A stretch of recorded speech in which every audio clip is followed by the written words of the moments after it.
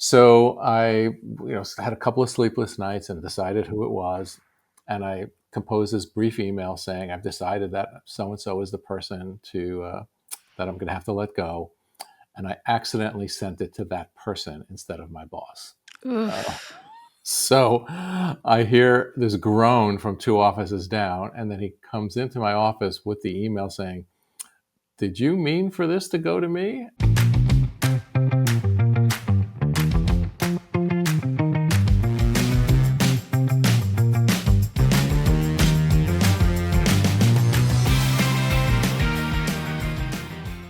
Hello, everyone. Welcome to Workplace Weirdness, the non-HR HR podcast where we dive into the strangest office situations and most awkward workplace dramas. I'm your host, Maya Kadar Kovalsky, and I'm a former chief culture officer and head of people. I've seen and heard it all and from all sides, so truly no judgments. This is a safe space to get real and explore the cringy, confusing, or chaotic side of office life. So grab your coffee, kick back in your swivel chair, and listen up.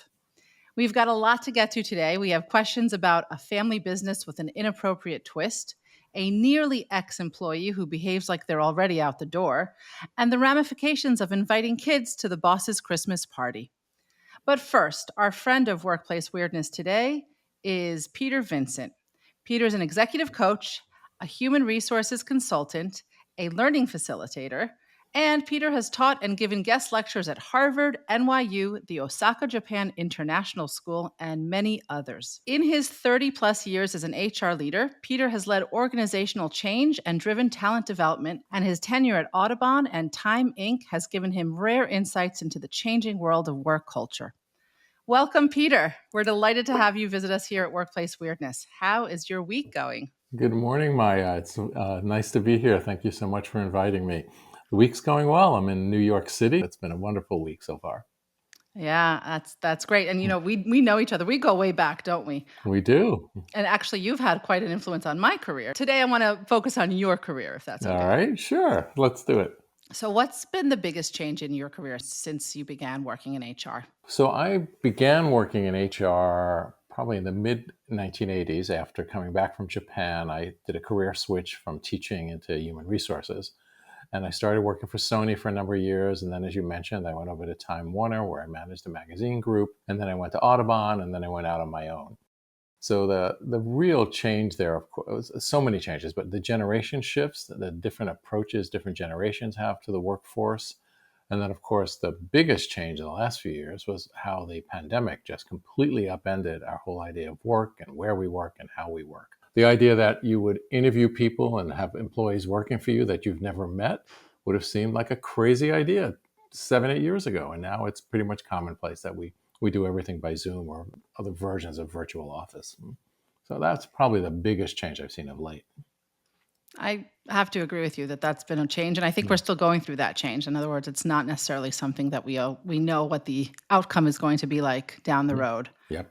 But we're waiting and seeing. Mm-hmm. So, how did you make the transition then from the HR space into coaching? So when I was working for Time Inc., which was then a division of Time Warner, the magazine division, we were sending some of our folks to various professional development courses, and I was selected to go to the Georgetown Leadership Coaching Program, which is an excellent program in DC, of course, run kind of like a executive MBA.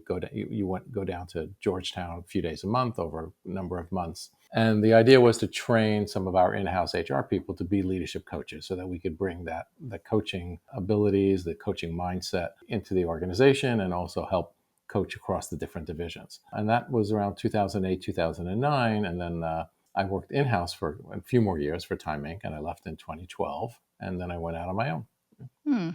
Does that program still exist? I believe so, yeah. I think Georgetown's still one of the leading programs that certifies coaches. Okay, very good to know. Mm-hmm. So tell me this.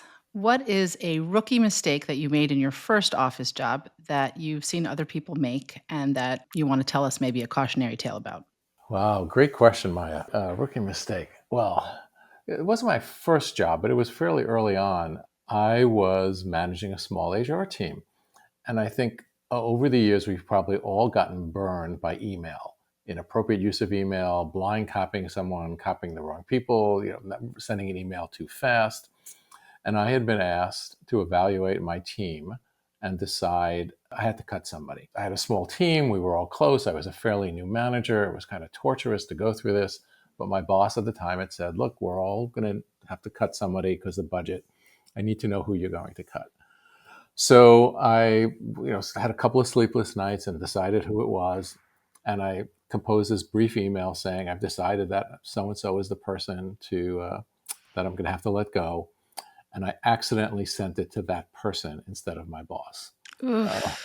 So I hear this groan from 2 offices down, and then he comes into my office with the email saying, did you mean for this to go to me? And I was just beyond mortified to Oh have, my gosh. and that was how he found out that he was going to get let go.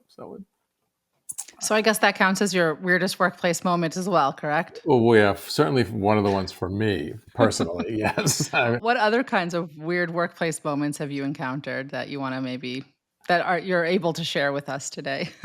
What's a good one that happened to maybe someone else? Yeah, we always joke that you get a few HR people in a room and you start with, can you top this?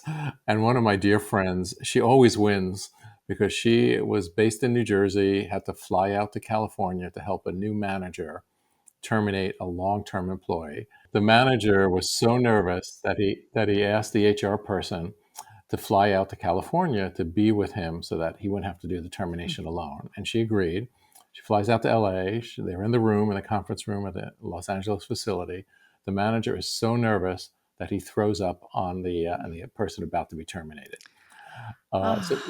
Needless to say, it was just a horrible moment for everybody. But the worst part was my colleague had to complete the termination with this lovely aroma now in the room. It just underscores, though, you see how people are human to the extent that this manager was just, I think, he just couldn't sort of handle the emotions that go into letting somebody go at that moment. And it was, it's just an incredible sort of testament to how difficult it is sometimes to be in these positions. And yes, you're right. And that is not fun. It's not fun because she was probably more left alone with the termination, but also there's exactly that remaining ghost of a smell.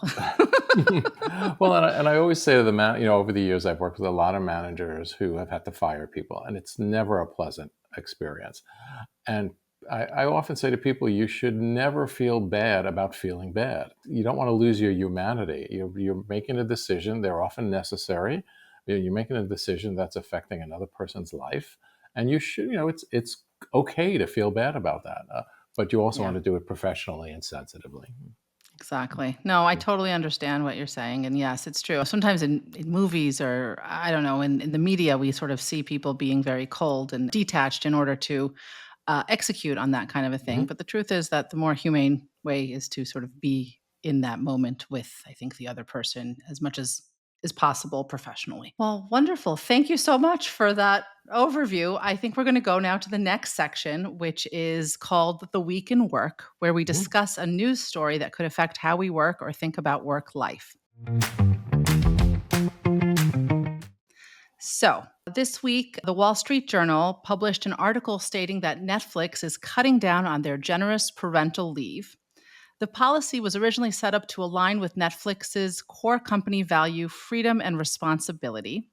It used to be that you could take unlimited time off in the first year after birth, but the company has spent the past few years walking back the leave policy, issuing vague and sometimes conflicting guidance internally without explicitly retracting the 1 year benefit.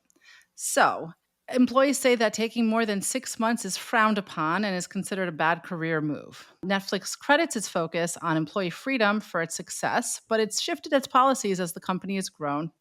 Meanwhile, Starbucks has increased its employee leave to birth parents from 6 to 18 weeks and 6 to 12 weeks for non birth parents. The CEO of Starbucks said that improving Starbucks' reputation as an employer is part of the brand's reinvention. And still, I have to say that Netflix's 6 months of parental leave is better than corporate America's average of 10 and a half weeks for primary caregivers and 7.5 for secondary. That's a lot of information, Peter, but any thoughts? I thought the article was interesting that one of the things it pointed out was that more people were taking advantage of it than they thought when they rolled out the benefit. So that was an interesting twist to this, that if you're going to offer a benefit to employees, you have to assume there's going to be uptake. And they were surprised that too many people were taking advantage of the long leave. I think whatever the benefit you're going to offer, you should, of course, as an employer, expect that people are going to take advantage of it. Now you do all of these scenarios about how many we think will use it, what the cost benefits, what are the implications. But we're all over the place in the U.S. about parental leave. We don't have any sort of national standard or national mandate other than unpaid leave for a certain period of time, which is not very useful. Most companies supplement that with some form of paid leave. The comment about 6 months or more is frowned on is legitimate, I think. I don't know from Netflix, but from some clients and other places I've worked, it's one thing to have a policy on the books. It's another thing, is it really okay to use it? And are you looked down upon as not being serious in your career if you take too long a period of time off? And is it only women that are using that benefit, or are both men using it? And are people in leadership taking advantage of it? I think like so many things, it gets down to what behavior leaders are modeling. If a senior executive who happens to be a man, his wife gives birth and he decides to take 3-4 months off to stay with her, that says something, to stay with the new child rather, that sends a pretty positive message. If it's only the lower level folks in the organization, and often only women that are taking advantage of it, that sends a different kind of message. Yeah, that's a good point. I mean, but what bothers me here is that when you do institute a policy, you have to understand that people will use it and so Mhm. on. I guess I would be happier if it was much more cut and dry. If they're changing the policy, we've changed, we've grown, whatever. This is the new policy, rather than sort of tiptoeing around something and making people who are actually entitled to something, or they think that they're entitled to something, have to feel bad about that. Mhm. That's one thing. But you're absolutely right. I mean, I guess the culture is set not just by the policy, but by the way people behave within that culture. Right. It used to drive me crazy when we had certain PTO type things in our office, Mm-hmm. and managers wouldn't take vacation, but I wanted to encourage the employees to take vacation. Well, if your manager's not going to take vacation, your employee's not going to do it either. So Right. same thing. I think it's about making sure that um, there is buy-in from management for whatever the policy is, Mm-hmm. and then follow through. And I hope that now that this article has come out, I mean, obviously it's on one hand a dig. On the other hand, it's like, but even when they, take less parental leave at this company, it's a lot of parental leave. Yes. Yeah. So, and of course, nobody could be the judge of what's right for each person, but it would be better, I think, if they were a little bit more straightforward about what it is that their policy is and follow through. Yeah. That's where I think you'll gain much more trust from employees and from future employees as well. Yeah, I think people want some guidelines, some bumpers. You have companies that have tried you can take as much PTO as you want. We're not going to announce a number. And for some employees, that's comfortable. For others, that's really uncomfortable. I want to know what I'm allowed to take. Same with the maternity leave policy. Every situation is going to be different, particularly if there are complications in the birth, but also to have at least some guideline that says, 3 months is the minimum, 6 months is okay. Anything beyond 6 months, will be on an exception basis, something like that. There's something to it. And obviously, like when Netflix started instituting some of these policies, it was a while ago, it was when they were a relatively new company. And they were trying to be a little bit different and to stand out so that in order to attract talent. But what happens when these large companies kind of make these lines in the sand? Hmm. All other companies that are similar industry or industry adjacent Yep. start feeling the pressure to do the same thing. Sure, absolutely. Well, it's a competition for talent, and what are the benefits and perks that that will matter to employees, and are they enough to cause somebody to change jobs? If I'm working for a company that's only offering 6 weeks maternity leave, and I'm a young employee thinking about starting a family, I might be tempted to move to a company that offers 6 months for that reason alone. Yeah. And then on the other hand, if you do make the jump from one company to another based on that perk, and then you get there and that perk was only on paper, Hmm. that feels, Yeah, a little bait and switch. Yep. yeah, Mhm. that feels a little bit not fun. Mhm. So, Anyhow, I'm really happy to hear, on the other hand, that Starbucks lengthened theirs. I think that Yeah, that's necessary. I think it's really great. I'm also a big believer in like parity. I happen to think that it's helpful for both parents to get time off so that it does not feel like it is only one person's responsibility to take care of a child. But I absolutely. digress. That's for another show, another time. Um, but wonderful. Thank you for that great perspective. Very, very helpful. Sure. And we'll Good wait and see discussion. what Yeah. happens, Mhm. if Yep. they do anything different in the future. Okay, Peter, it's time to go on a quick break. When we come back, we have questions for you about the challenges in a family business when one family member is inappropriate and an employee whose colleague abandons them mid project. All right. So, All right. We'll come back and deal with those. okay, great. See you in a minute. Finding the right vet can be rough, but there's a better way. Meet Vetted, the new era of veterinary care. Vetted has reimagined what a vet visit should be, from clinics designed to feel just like home to their personalized, proactive approach. Vetted's care team catches small issues early, preventing bigger problems down the road. And the convenience, unbeatable. Located within pet boarding centers, they make vet care easy and stress free for pets and their humans. Vetted is in New York City, Chicago, Dallas, and Boston, with more cities to come.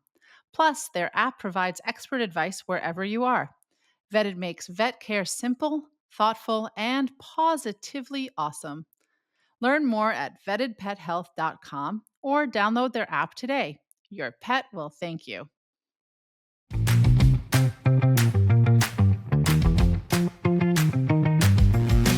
Okay, welcome back to Workplace Weirdness. I'm here with Peter Vincent to answer the first of our listener questions today. Are you ready, Peter? I'm ready. Throw it at me. Okay, let's start our listener questions with an employee with a bad family business situation. Hey, Maya, I work in a tiny 12 employee ma and pa operation.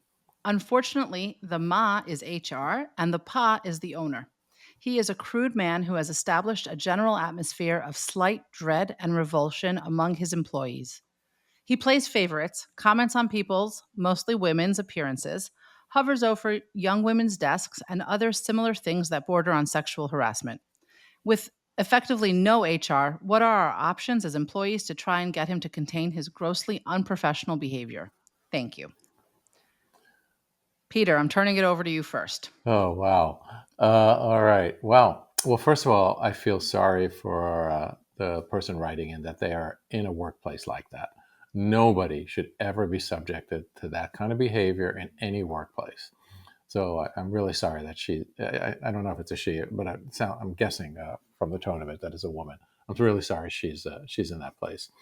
A couple of thoughts. One is, do you want to stay and try and make it better? Is your job of enough value in terms of what the work you do that it's worth trying to even fix this? Because it does sound like from what you read that it's an owner that's pretty awful.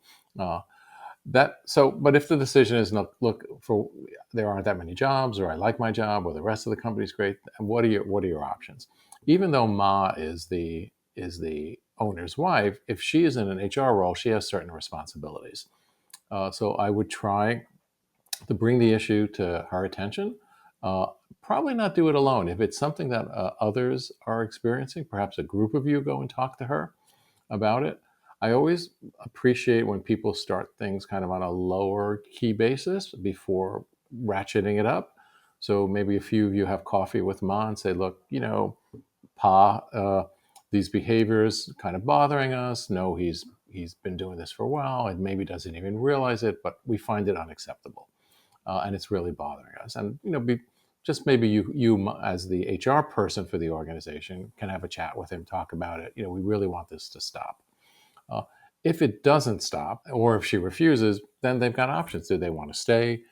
Do they want to file some sort of talk to lawyers? Look at local, depending on the state. There are various government entities that they could appeal to. Bottom line to me is nobody should tolerate that. So they should take some action. Either walk with your feet, so to speak, act with your feet and leave, or if you want to try and improve it, figure out the situation, talk to Ma, or look for outside resources that can help you. Right. Before escalating it further, trying some smaller steps. I think that's very fair and even-handed of you to say, I have to say. Yeah. Because my first reaction when I heard this was like, run away, the Yeah. game is Yeah. fixed. Yeah. Well, But I mean, that would be my internal reaction, probably not what I would say to an employee if they were sitting right across the desk with me. But I agree. I think that there's a lot to be said for, first of all, the group thing. In other mhm, words, if you're feeling this and you think that it is a known thing within the office and there are other people who are experiencing this, mhm, coming not just yourself can be a real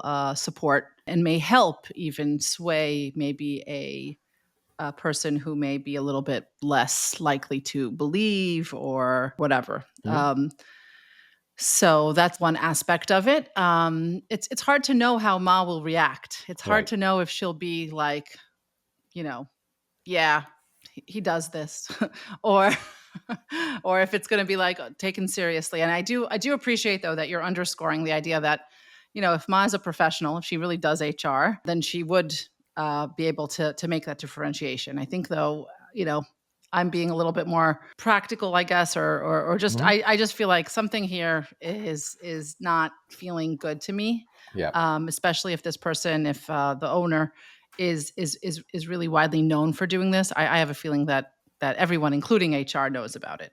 Yeah. So if that's the case, I do agree that this person has some choices. It's not always an easy choice though. Sometimes people take jobs and they can't really just find something else. It might be that it's a small town. It might be that it's harder to find. So I think I'm coming to the same conclusion after mhm, sort of thinking it out. yep. Is that coming possibly with somebody else and to try to change this behavior? And if that doesn't work, you could escalate it. You could actually take it, to a lawyer or, talk about a harassing workplace, et Mm. cetera. If that's what where it needed to go. What other steps of escalation would Mm. would these people of this office have at their fingertips? Yeah, good question. One point that I just want to loop back on before that is the reason I suggest trying at least internally through Ma, through HR, through whoever, to bring it to his attention is I've often seen where when I've gone to a boss or someone and said, "Hey, one of your employees complained, or we've got this complaint," well, or that we've got a lawyer's letter from the outside, or the reaction you often get is, "Well, why didn't they ever talk to me about it? Why didn't they bring it to my attention first?" Now, sometimes it's because behavior is so egregious, the person doesn't feel that I can bring it.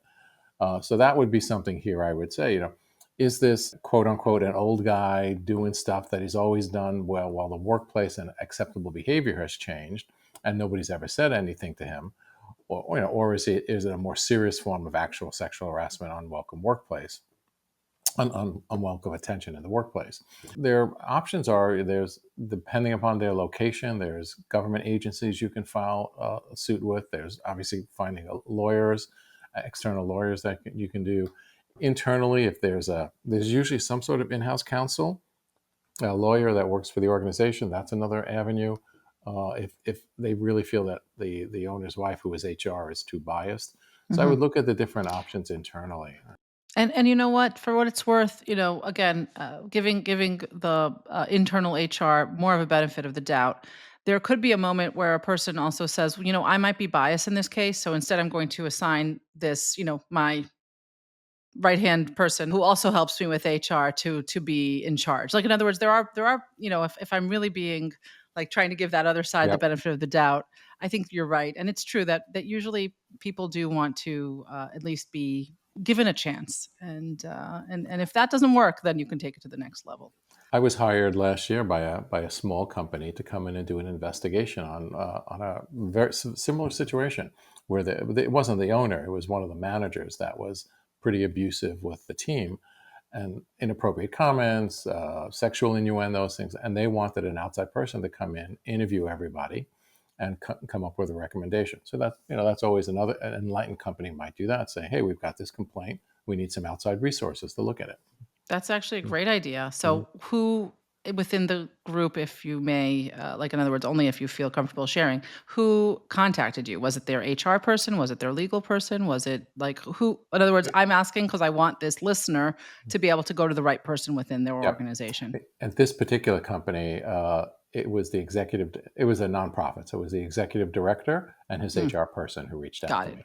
And the Okay. HR person felt they were a little too close to some of the people involved and that they wanted a neutral outside party to do the investigation. Well, I think that's actually a really great solution. So I'm Mhm. happy that they did that, and I think Mhm. that that's also a great recommendation for the person Yeah. listening in. If all else fails, bringing in a third party Mhm. could be the way around, bias Mhm. essentially. Well, great. Thank you for that, Peter. Mhm. That was a good exercise in figuring out how to handle and how to navigate that sticky situation. Our next listener question asks this question: do you still work here or not?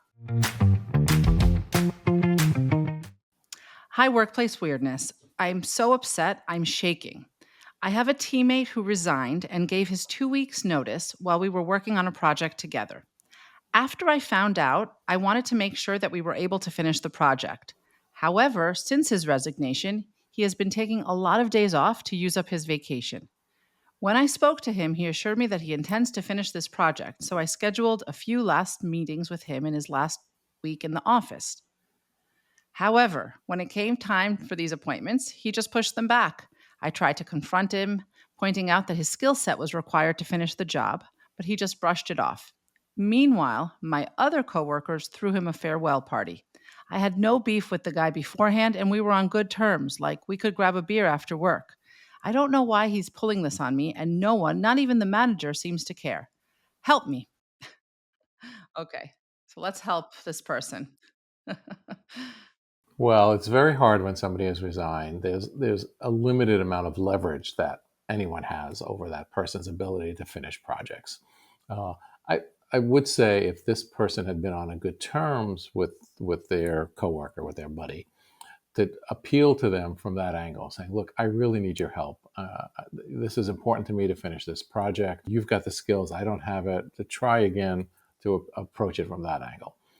If that doesn't work, I also think they shouldn't take this on themselves, that they have to do it. If I think there was something in the note about even the manager doesn't seem to care. That's maybe something that's telling that maybe that maybe the writer is putting more pressure on themselves than need be to finish this project. If the boss isn't overly concerned about it, and certainly understandable if a one of the players on the project team is leaving with critical skills, that the project's going to be delayed. So after giving it all the attempts that it sounds like they've made to get this person to enroll in it, if that doesn't work, I would go to the boss and say, "Hey, the project's going to be delayed. There's nothing I can do about it. He's leaving. He's not here. He's taking all this vacation time." I would say that you don't need to use up your vacation time in most cases before you leave. Companies are required to pay you out in most situations. But be that as it may, this person may just want to take the time off before they leave to use up their vacation time. And there's very little that their pal can do about it, unfortunately.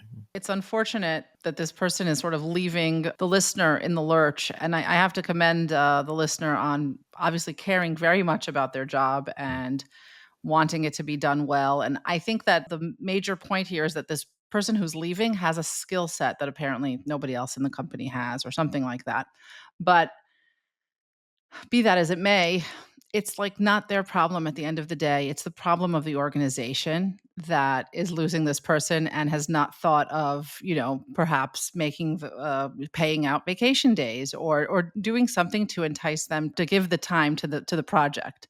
So I feel so bad that this person is so upset that they're actually shaking and that they're feeling, they're taking this upon themselves. But I guess I would try to encourage them to reframe it a little bit.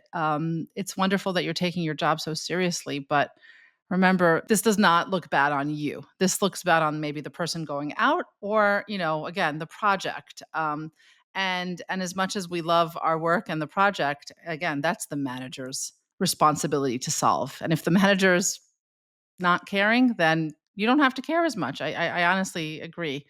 Yeah, I'm not sure if there's anything else I have to add. I think you said it all. So let's just hope that this listener is able to overcome, the difficulty of the gap that this has caused. It's important to remember that there's a big difference between being friends and being friendly.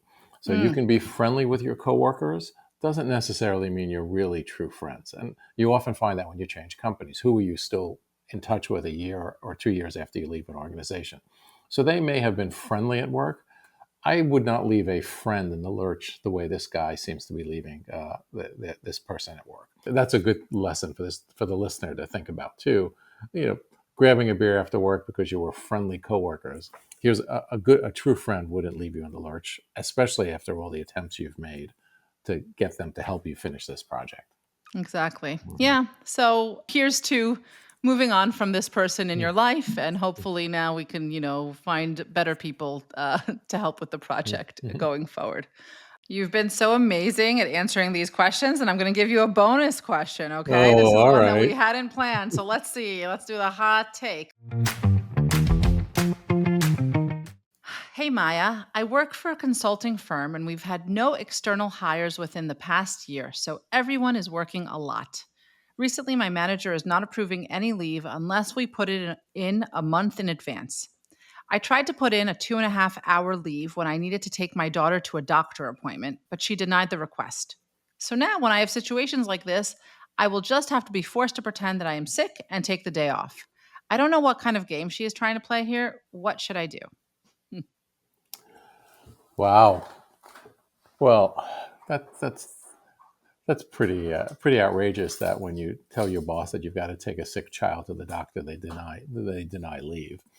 Uh, so I think my first reaction is a company that has a reasonable PTO request policy. That's not a problem. If you say you can't take time off during the busy season, you can't take Fridays off during peak hours. You need to request 2 weeks in advance, a month, anything like that is fine.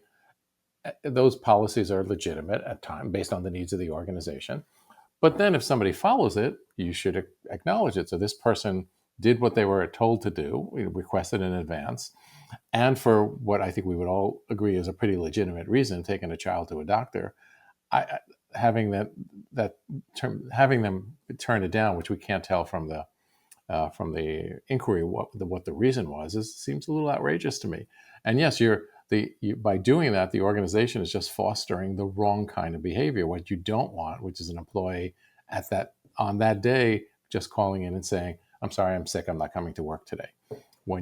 If you had followed your own policy, you would have been able to plan for those few hours. Especially, this isn't a month off. They were asking for 2.5 hours. It Right, seems exactly. seems a little outrageous to me. Right. So when they say to put in your PTO a month in advance, I think they're usually talking about like vacations and things like that, things that they are, that they're legitimately going to lose you for a week or more perhaps. Mm-hmm. And that requires obviously the manager to weigh in and to say, well, we really have a project right now. I mean, I'll be honest that as a manager, I don't think I ever had a moment though where I was like, I can't plan around this. It was more about having people notify me so that I could plan around this. I mean, I Mm-hmm. guess if it was really a deadline or a launch of something or something where I really couldn't afford to miss a person, that's when I would at least have the conversation with them. Is there any way you can change this? Is there any way, Right. I Exactly. don't know that my expectation was that like I control their life. Right. and overly control their life. And especially if it is a child. I mean, I guess there must be a distrust here. They must not really believe that it's a child going to the doctor office or something Right. like that because there's really no reason to say no to that. Absolutely. And if I know anything, a lot of times employees will say, I have to go run to take my child to the doctor, but I'll work a little bit later to make up the Mm-hmm. time, or I'll make sure to be on email this evening, if there's anything urgent. Right. Um, you know, And it doesn't matter a little bit whether it's an exempt employee, meaning they don't get overtime, or whether it's an overtime employee. Are they on the clock where they have to punch in and punch out? So that could play in here a little bit as well. But yes, I think that they're. I'm smelling some distrust here, just from from the little bit we know from the way the reader's writing this in. exactly, and all Mhm. that does is breed more distrust. In other Right. words, what's happening is then the employee starts distrusting the manager, and then Mhm. starts saying, "Okay, I can play by those rules. Let me just," Yeah. and then that Just just corrodes the trust cycle even more. right. So Right. we're we're not getting anywhere with this anyway. But I thank this listener for writing in, and I I think in the situation that they were in, I might have to try to. I might fall victim to playing the game, Mm, as this person says. But I think what should they do? They should maybe bring it up to the manager. I mean, we yep, always want to give them a chance to exactly. understand. And if it doesn't do anything, that's when you have to think about And what does that. it say about the culture where you work? What does it say about the boss? I agree with you, and we didn't mention that earlier. That the first thing is to ask the boss, "Hey, I did the right thing. I put it in. I knew about this the doctor's appointment. It's hard to get the doctor's appointment for my kid. Why did you turn down my request?" And just see what the response is, and then take it from there. Exactly. Okay, well, thank you. That was very nice. Thanks. I really Okay. appreciate again always the insight and always the even-handedness that you have. I tend to react a little emotionally. You kind of temper me a little bit, so I appreciate that. So every week we cover one question that addresses the kind of cringeworthy slip up that can make you press snooze for days afterward. Mhm. It's our cringeworthy workplace weirdness moment. So here we go. Dear Workplace Weirdness, I was invited to my boss's home for a Christmas party with my family. We brought our daughter, as my boss has a young son, and she specifically told us to bring our children. Everything went great until my daughter sneaked off to their Christmas tree and proceeded to pull off a bunch of expensive Swarovski ornaments that my boss collected over the years and tossed them to the floor, Oh breaking all of them. no. I know. That's the cringe. That's the I'm cringe. It's coming cringing, I on. guess. Okay. Yeah, my boss said that it's okay and not to worry about it, but I'm sure she is upset. What do I do about it? Yeah, I feel your pain. Oh my goodness. Um, Wow. what should we advise this person do? Well, uh, obviously, you want to try and repair the relationship a little bit with the boss. Uh, a few things come to mind. I would, of course, offer to replace them, pay her for it. Fine. If the boss continues to refuse, I think I would do something really nice for that person. That's not direct, not a quid pro quo. Not trying to go out and imagine others or find other Swarovski crystals, but maybe some sort of gift that would be meaningful, uh, and maybe have I think showing that kids will be kids, but depending on the age of this little one, could they possibly write an apology letter, uh, or if not an apology letter, maybe record a video message that I'm very sorry I broke your ornaments, to send to the boss. So I think doing things like that to try and repair the relation, to keep the relationship. It sounds like the boss is being very generous, of course, and if she did specifically invite kids, and if you have little kids in your home, as we both know, things are going to happen. Uh, so I think maybe an apology, trying to make whole on the items that were broken, and/or some sort of gift, or to show that you care and you're upset about what happened. What do you think, Maya? You had three little ones at one point. Yeah. Yeah. Well, I think that what makes this so, awkward and cringy for me is just that it's like obviously the person opened up their home and expected children there, but I think what they didn't expect is that they're probably very sentimental ornaments. In other words, you have no idea what kinds of sentiments people have with their ornaments, like, Mhm. specifically. Yeah. Um, so it's both the price of an expensive ornament, but also Hmm. maybe the sentimental price. So Sure. yes, I think Sure. that you have to acknowledge it. I think you're absolutely right. It's not going to be an exact, whatever you decide to give, maybe as a gift, or to do as a gesture instead of it, it won't be the same. So don't even try for that, but just Hmm. try for something that's genuine and from the heart, and that just Yeah. says, I'm Yeah. I'm really sorry. That was completely, you know, not my intention when bringing my child. And I love that idea of having the child write a letter, or do something, because I think the way this could sort of mar your character in the eyes of your boss might be, I mean, I'm not saying that this is what this Hmm. person thinks necessarily, but they might say, oh, they didn't really raise their child well enough to know not to do that, right? That, or at Right. least that's the fear that you might have. So Sure. in order to abate that, I think it's really nice to show like a good parenting moment where the kid either writes in an apology or can kind of maybe even create, maybe they create the present or the Hmm. gift, and Oh, and I and the love person that. writes a Yes. writes a sorry note, or so there's creative ways to get around it, but it certainly should not go without being acknowledged in some way. Yeah. Agreed. um, and it's more about showing, I think, more than anything else, your goodwill, right? Like we know that you opened up your home in goodwill. We didn't expect this to happen, and of course we want to give back some of that goodwill. And also, sorry to break this to you, listener, but I think you're not going to be invited to next year's party. We're certainly, it'll be an adults only party next year. Exactly. By the way, adults can act just as badly. Well, that's true. Yes. That's, we could do a whole section on adults behaving badly at office Christmas Yeah. parties. Yes. Oh, if these walls could talk, as they Yes. say. Absolutely. I know that's another show, I think. Thank you so much, Peter, for joining us today. And I think your insights have been just so valuable. I have to say, it's so obvious that you have the experience that you have, because I didn't even phase you with these questions. Weren't that tough, but I really enjoyed it. I hope you guys will have me back at some point. It was great to I talk I about think these we things. should. I love that idea. I Yeah. love that idea. Thank you Yeah, and I so feel much. It's for been a pleasure. sure. I feel for some of the listeners. Those are tough situations that they're dealing with. So I I hope we were able to provide some useful guidance. I completely agree. Thank you. You're right. You're right. I hope so as well. And we'll be back soon with more workplace weirdness. If you've enjoyed our dive into the strange and funny side of office life, don't forget to subscribe. And if you've got some weirdness in the workplace, drop us an email at info@workplace-weirdness.com, or leave us a voice message at speakpipe.com/workplace weirdness. We might feature your question in an upcoming episode.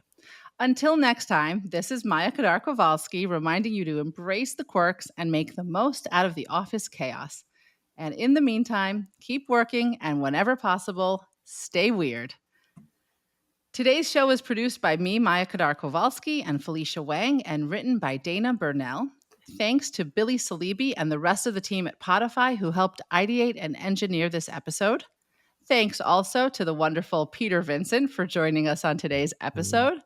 And thanks to you for listening to Workplace Weirdness. Make sure you're subscribed to the show wherever you listen to podcasts. We'll be back next week for another breakdown of all things weird from a workplace near you.